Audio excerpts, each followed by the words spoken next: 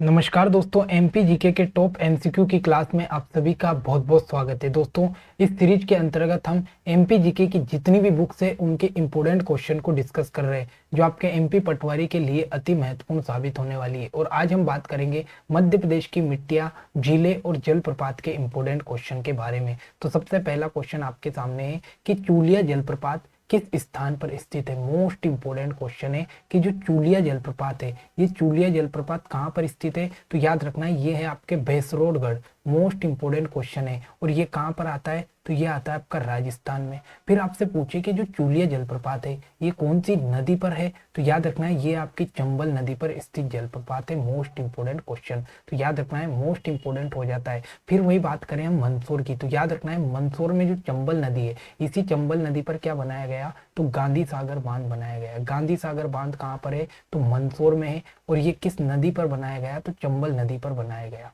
अगला क्वेश्चन, मध्य प्रदेश में शस्त्रधारा जलप्रपात किस नदी पर स्थित है। मोस्ट इंपोर्टेंट क्वेश्चन है। तो याद रखना है जो शस्त्रधारा जलप्रपात है, ये शस्त्रधारा जलप्रपात किस नदी पर है, तो ये चंबल नदी पर स्थित है। मोस्ट इंपोर्टेंट क्वेश्चन है। फिर आपसे पूछे कि चंबल नदी पर स्थित शस्त्रधारा जलप्रपात कहाँ पर स्थित है, तो याद रखना है ये आपका महेश्वर में, महेश्वर में। मोस्ट इंपोर्टेंट क्वेश्चन है।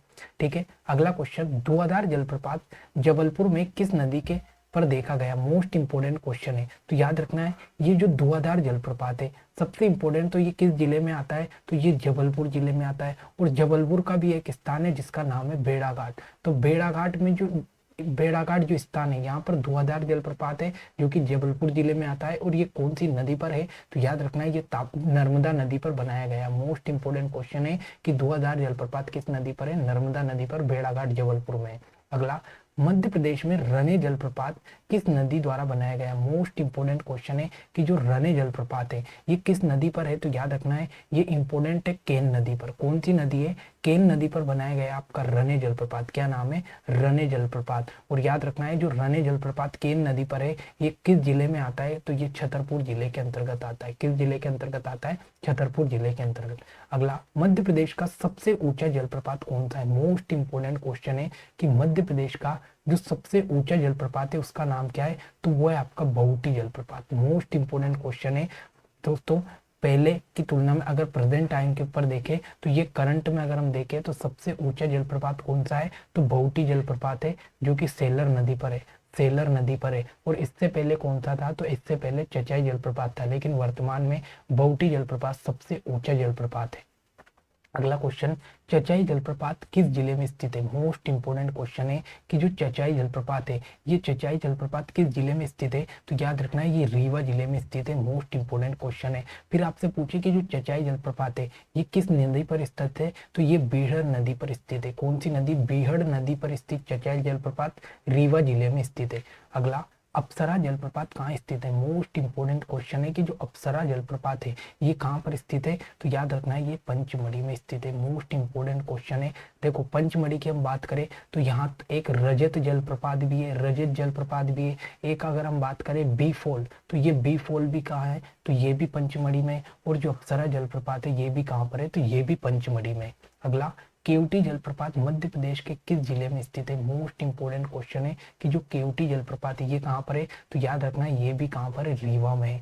याद रखना है जो केवटी जलप्रपात है ये कहाँ पर है, तो ये भी रीवा में है। और कौन सी नदी पर है, तो ये भी बीहड़ नदी पर स्थित है। बीहड़ नदी पर स्थित है केवटी जलप्रपात। अगला, पूर्वा जलप्रपात किस जिले में स्थित है। मोस्ट इंपोर्टेंट क्वेश्चन है कि जो पूर्वा जलप्रपात है ये मध्य प्रदेश के किस जिले में स्थित है, तो ये होशंगाबाद जिले में स्थित है। मोस्ट इंपोर्टेंट क्वेश्चन है। ठीक है। और कौन सी नदी पर है, तो ये तवा नदी पर स्थित है। मोस्ट इंपोर्टेंट है। तो पूर्वा जलप्रपात होशंगाबाद में। अगला, मुंज सागर झील कहाँ स्थित है। मोस्ट इंपोर्टेंट क्वेश्चन है कि जो मुंज सागर झील है ये मुंज सागर झील कहाँ पर स्थित है, तो याद रखना है ये मांडू में है। मोस्ट इंपोर्टेंट क्वेश्चन है, जो मांडू है यहाँ पर कौन सी झील है, तो मुंज सागर झील है। और याद रखना है ये मांडू है, इसको शादियाबाद भी नाम दिया गया। शादियाबाद किसका नाम है, तो याद रखना है शादियाबाद या सिटी ऑफ जॉय कौन किसका नाम है, तो ये मांडू का नाम है। और मांडू किस जिले में आता है, तो ये धार जिले के अंतर्गत आता है।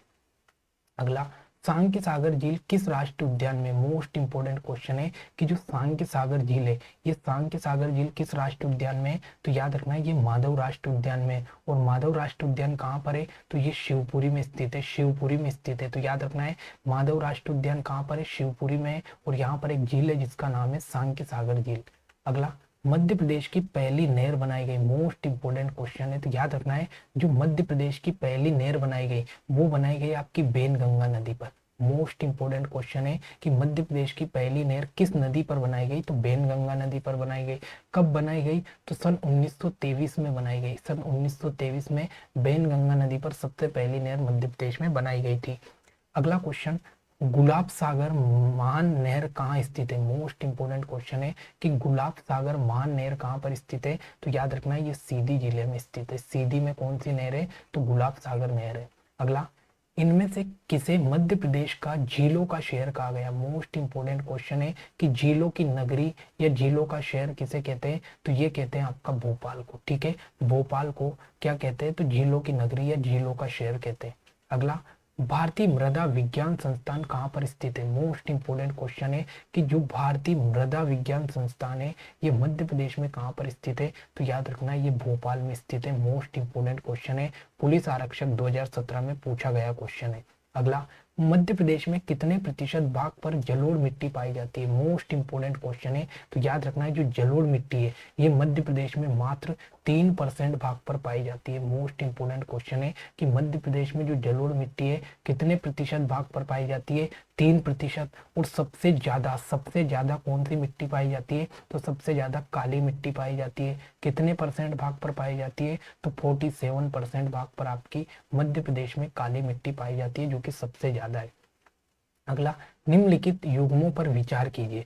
सबसे पहले हम बात करें काली मिट्टी को, तो याद रखना है काली मिट्टी को रेगुड़ मिट्टी भी कहते हैं। रेगुड़ या फिर एक उसका एक और नाम है भर्री मिट्टी, या फिर एक और नाम है कपास की मृदा, कपास मृदा। ठीक है, तो याद रखना है जो काली मिट्टी है इसके क्या क्या नाम है, तो एक तो रेगुड़, एक भर्री, एक कपास की मृदा।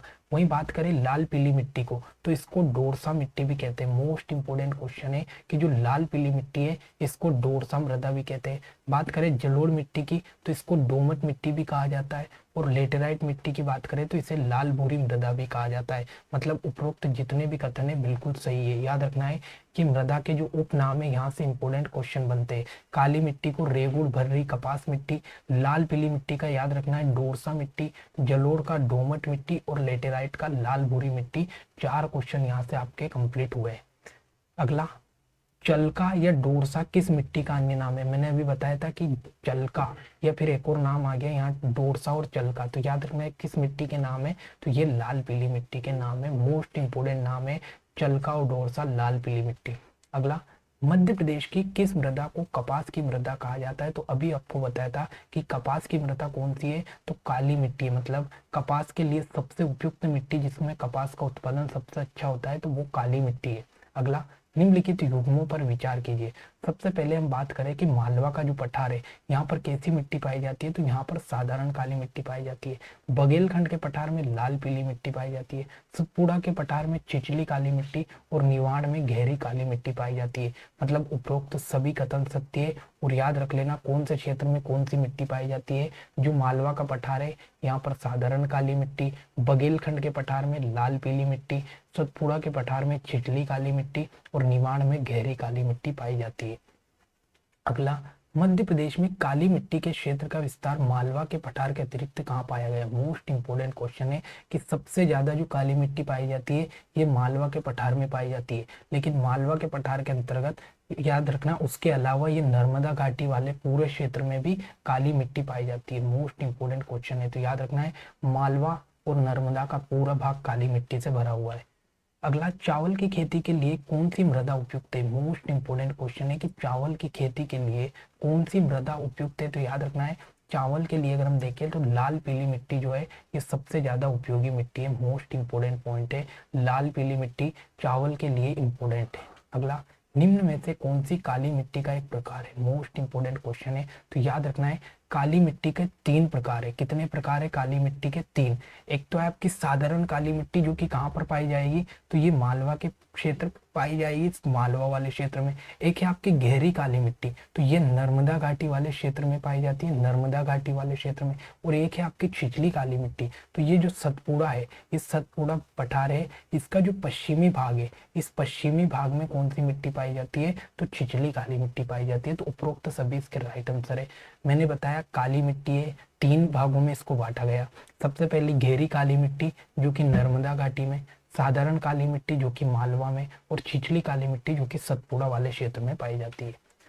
अगला, कौन से प्रकार का कटाव है जो चंबल नदी के द्वारा किया जाता है? मोस्ट इंपोर्टेंट क्वेश्चन है, तो याद रखना है।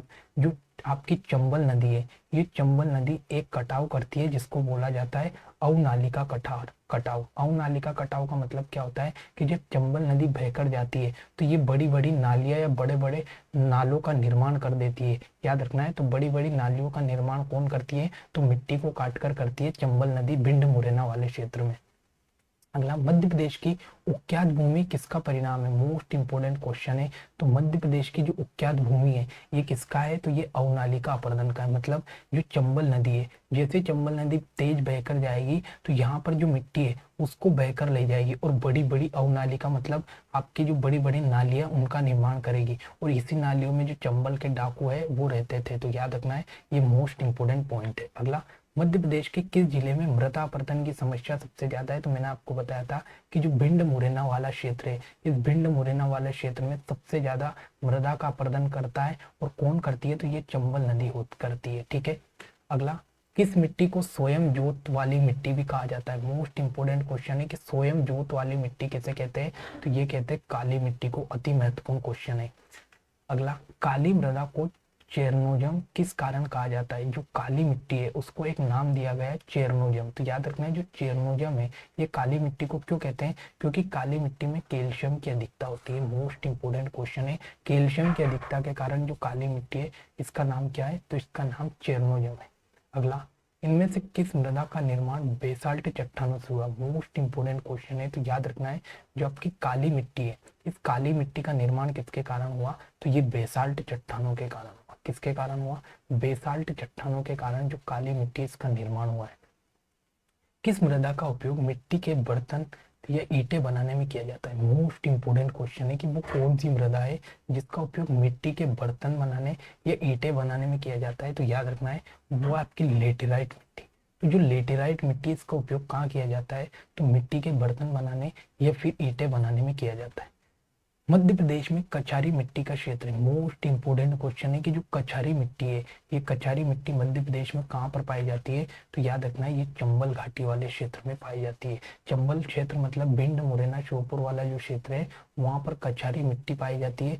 और ये मिट्टी जो है ये बहाकर लाई गई मिट्टी, मतलब जो पानी के द्वारा बहाकर लाई गई मिट्टी होती है, ये कछारी मिट्टी होती है। अगला, काली मिट्टी के रंग के लिए जिम्मेदार है। मोस्ट इंपोर्टेंट क्वेश्चन लिखा कि जो काली मिट्टी है इसका काला रंग क्यों होता है? तो ये होता है टिटेनीफेरस मैग्नेटाइट के कारण। मोस्ट इंपोर्टेंट क्वेश्चन है। सबसे इंपोर्टेंट तो इसमें लोहा बहुत अधिक होता है और इसी लोहे के कारण यहाँ पर एक नाम दिखा फेरस। तो ये टिटेनीफेरस जो है ये मैग्नाइट एक प्रकार का लोहा है और इसी के कारण इसका काला रंग लेता है। अगला, लाल मिट्टी का रंग के लिए जिम्मेदार है। तो याद रखना है, जो लाल मिट्टी का लाल रंग है ये किसके कारण होता है? तो याद रखना है, ये फेरिक ऑक्साइड के कारण होता है। मोस्ट इंपोर्टेंट क्वेश्चन है कि जो लाल मिट्टी है इसका लाल रंग क्यों होता है? तो फेरिक ऑक्साइड के कारण होता है। अगर मिट्टी अम्लीय है तो सुधार के लिए किसका प्रयोग किया जाएगा? मोस्ट इंपोर्टेंट क्वेश्चन है कि अगर कोई भी मिट्टी है और वो ज्यादा अम्लीय है तो उसमें क्या मिलाया जाएगा? तो याद रखना, उसमें चूने का प्रयोग किया जाएगा। मोस्ट इंपोर्टेंट क्वेश्चन है, चूने का प्रयोग उसमें किया जाएगा। दोस्तों, ये आज के मोस्ट इंपोर्टेंट आपके एमपी जीके के क्वेश्चन थे जिसमें हमने जलवायु, उसके बाद में मिट्टियाँ, वो जलप्रपात और झीलों के इंपोर्टेंट क्वेश्चन डिस्कस किए। तो आशा करता हूँ कि आज की क्लास आपको अच्छी लगी होगी। अगर क्लास अच्छी लगे तो लाइक कमेंट शेयर करना ना भूलें। मिलते हैं अगली क्लास में। जय हिंद, जय भारत।